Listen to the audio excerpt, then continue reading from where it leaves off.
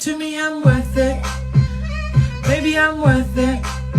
I'm worth it.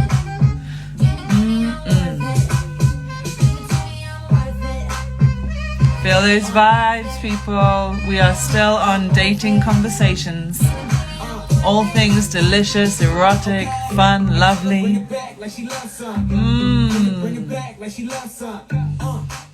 We are still talking sexy conversations, people. How are you? How are you today?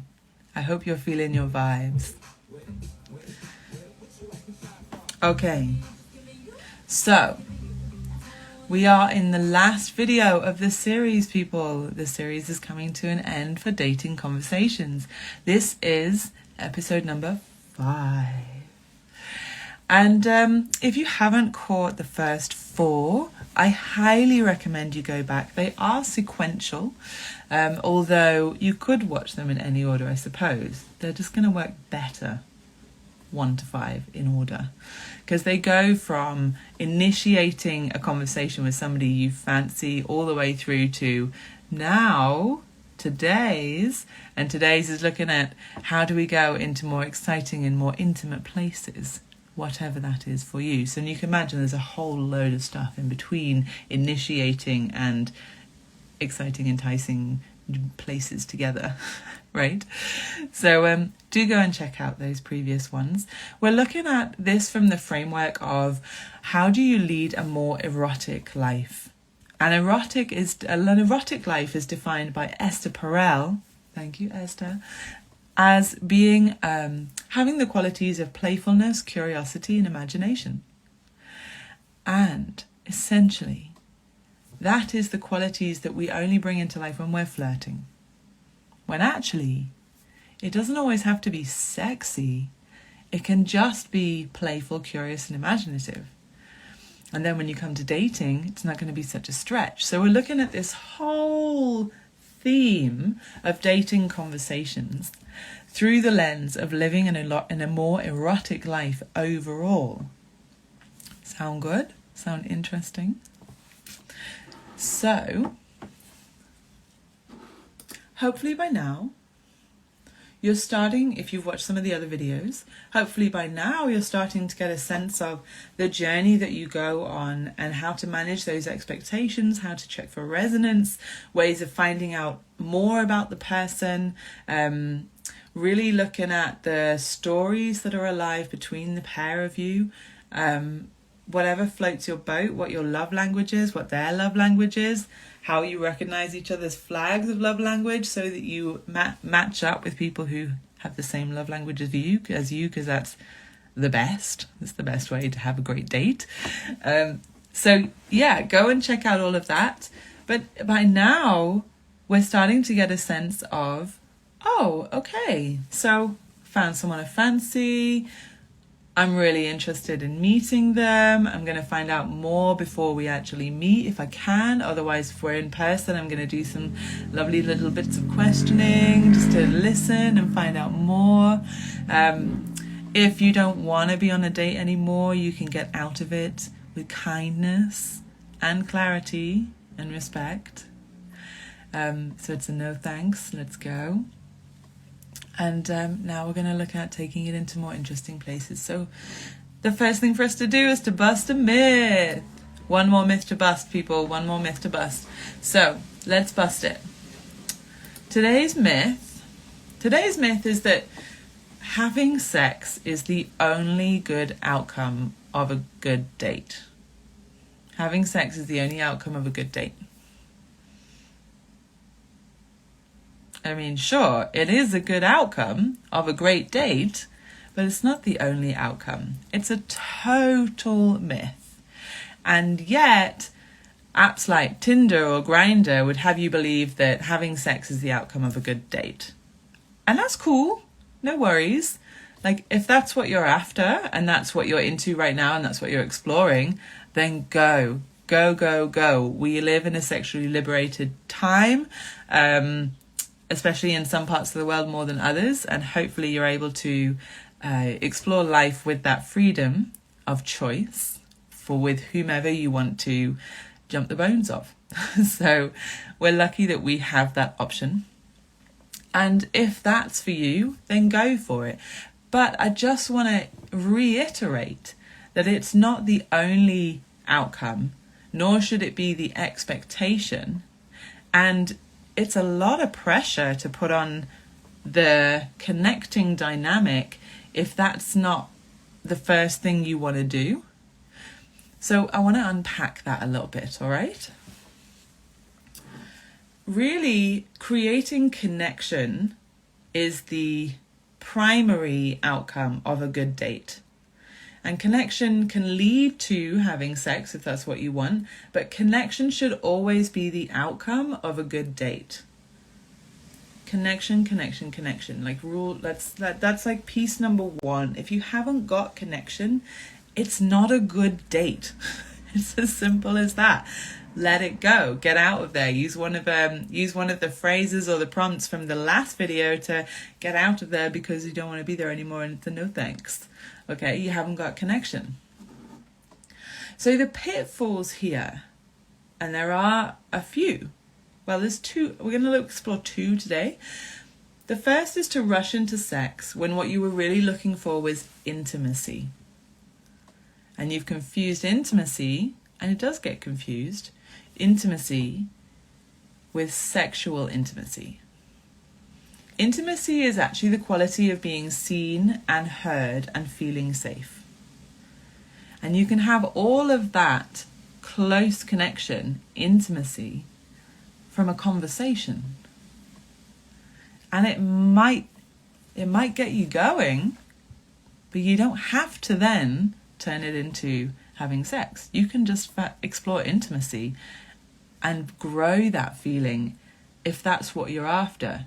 If you're looking for somebody who might be your partner, then growing intimacy is going to be a great foundation, like an absolutely dreamy foundation. Okay.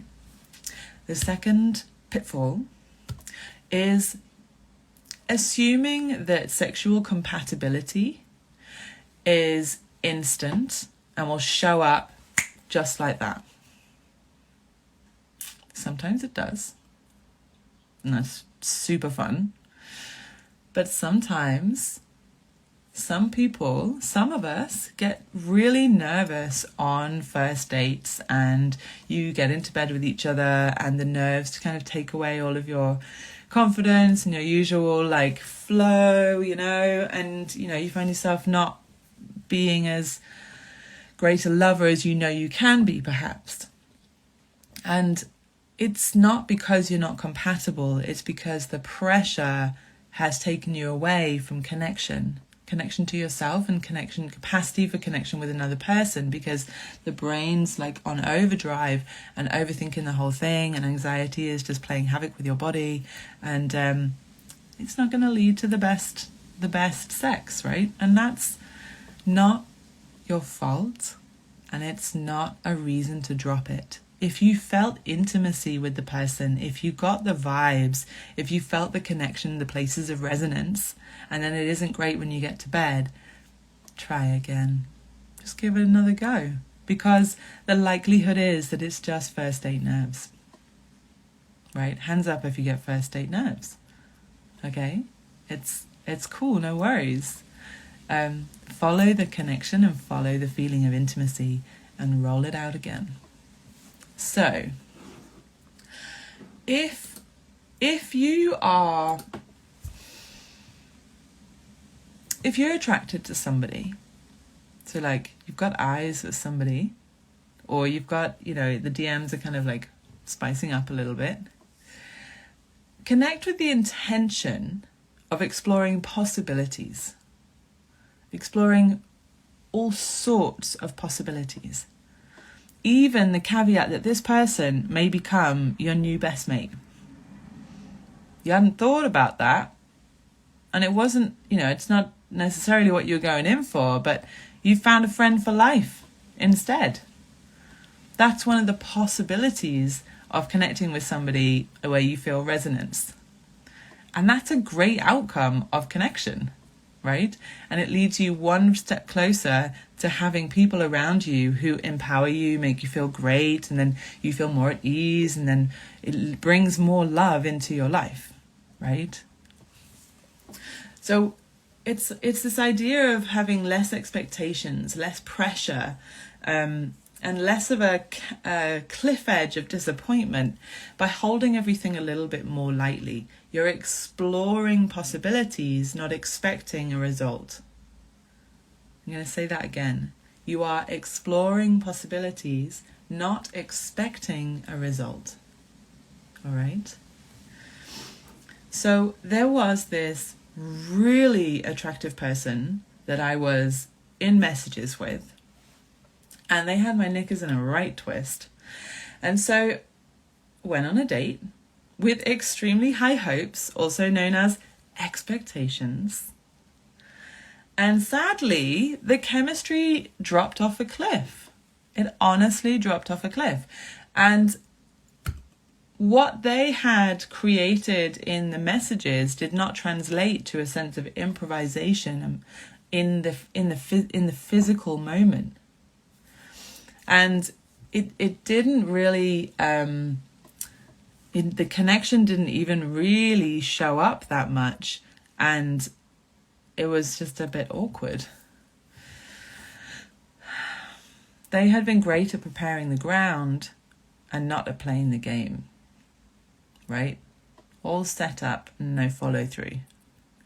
And that wouldn't have been a big deal if I hadn't felt so let down and kind of tricked. I felt tricked, and I really didn't appreciate being tricked. And like that example I gave a few videos ago, it left me with a feeling of not that I can't trust them.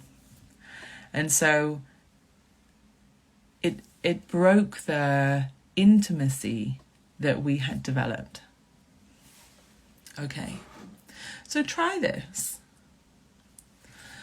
Let curiosity, not high hopes, but just plain beautiful curiosity,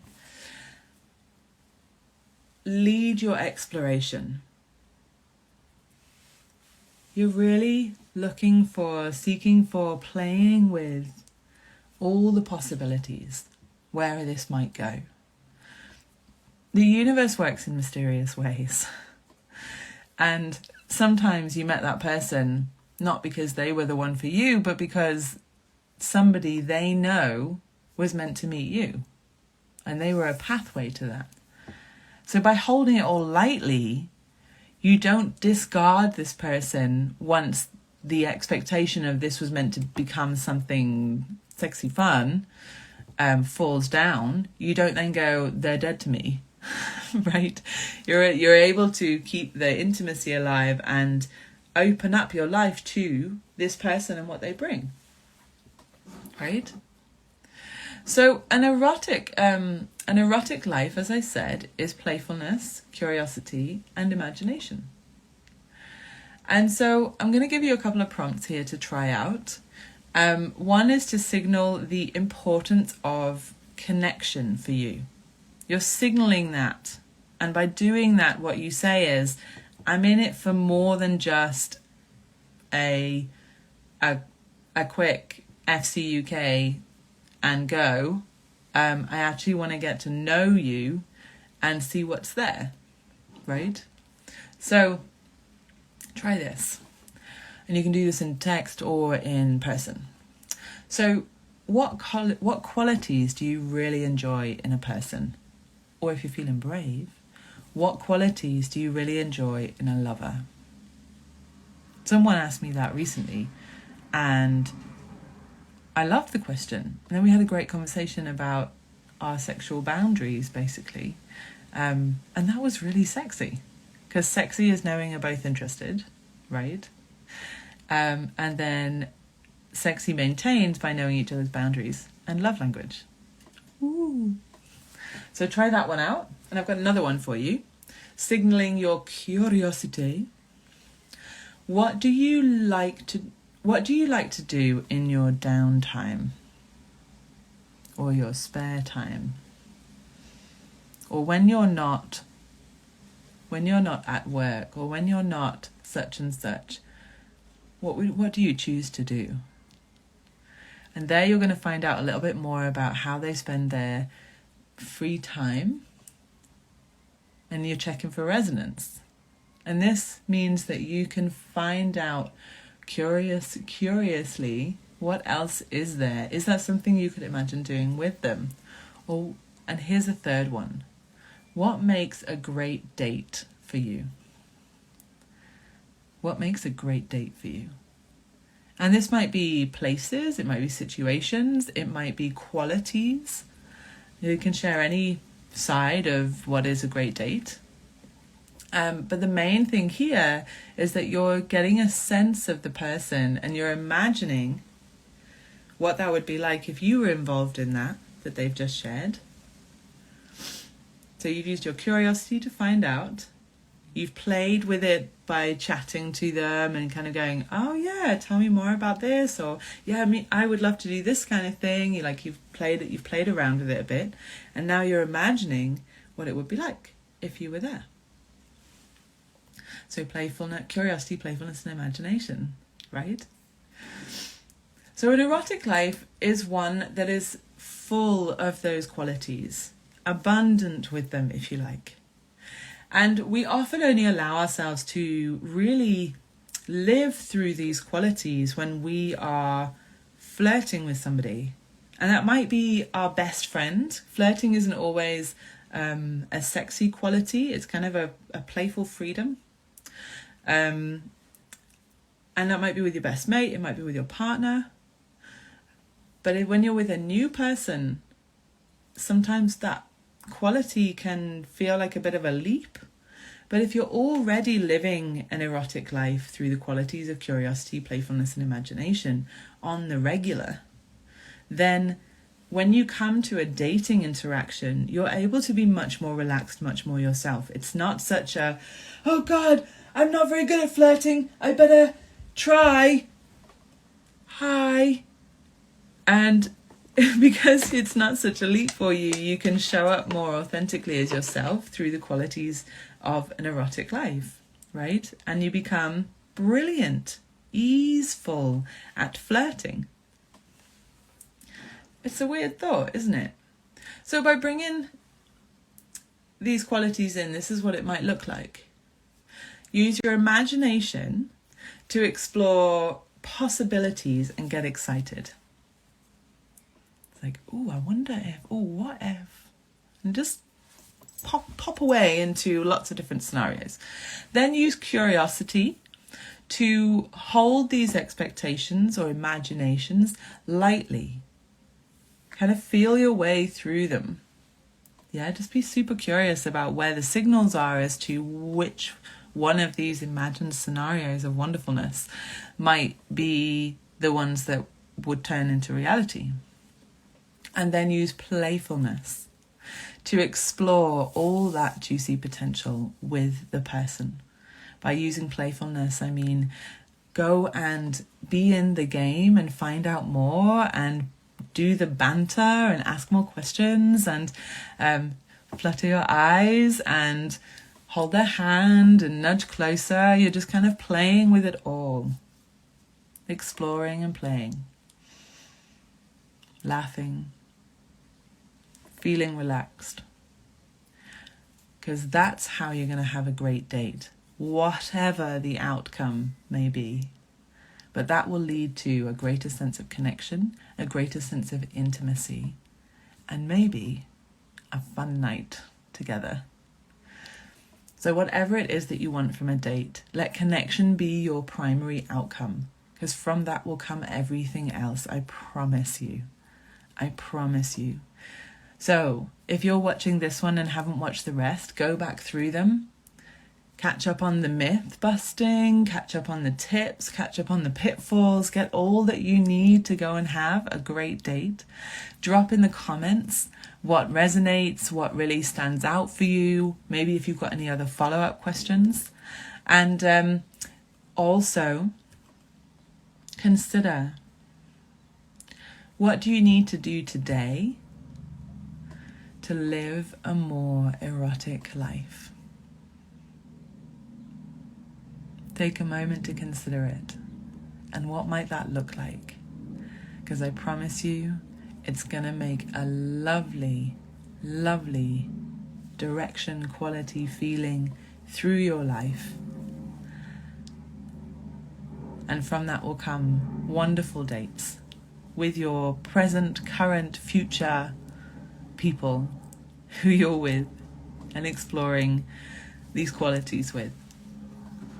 And so to wrap up, beautiful darlings, to wrap up, if you didn't see the last series was all about small talk. Our friend small talk gets such a bad rep, but I love it.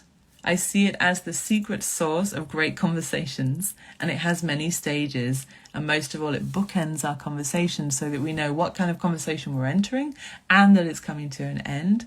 It also allows us to find great places of resonance where we find new things to talk about that we've perhaps never talked about with this person before, or with a new person we're just finding out the first places where we click. So go and check out the Small Talk series. In many ways, it's as useful for dating as it is for life, but it's aimed mainly at day-to-day life and perhaps networking situations at work, that sort of thing. Go and check that out. It's a cracking series. And coming up in September, we have the series all about conflict conversations. So I'm going to be giving you a 5-part step-by-step formula to have a really different type of conflict conversation where you're both empowered to move forward together in a new way. This is so different to the traditional oppositional approach. If you know things like nonviolent communication, you're going to recognize some of the pieces. You're going to really love this formula.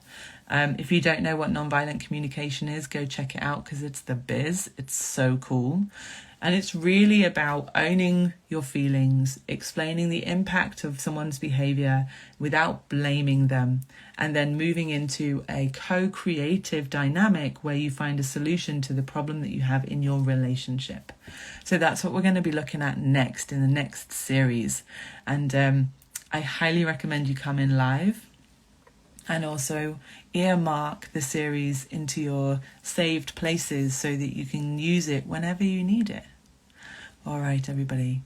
Big love.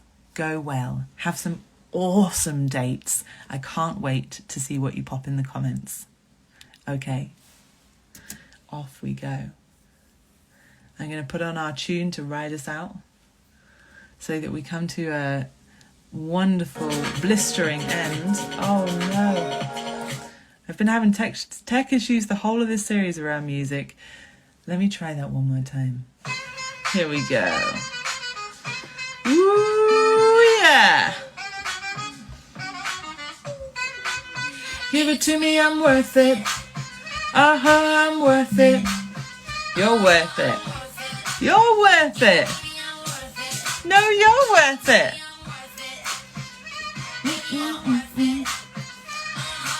Have a great time, everybody. Goodbye, darlings. Goodbye. I'll see you next time.